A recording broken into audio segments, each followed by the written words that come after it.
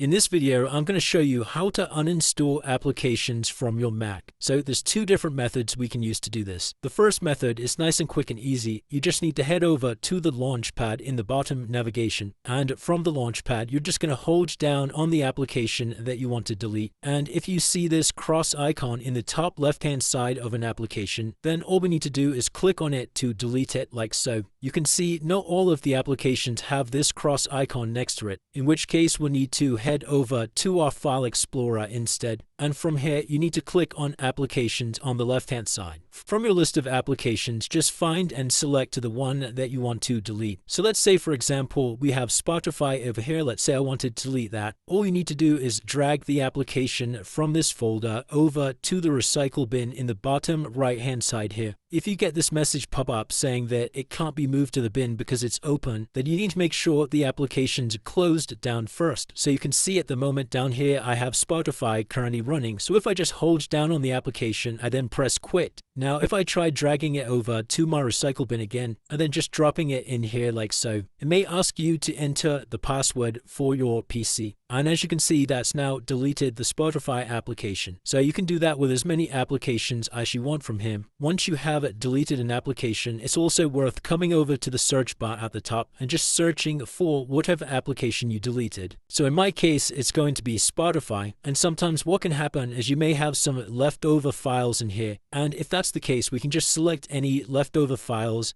and also pull them over to this trash icon like so. And that's it, guys. That's how you uninstall an application on your Mac. If you did find this video helpful, then let me know in the comments below and I'll see you in the next one.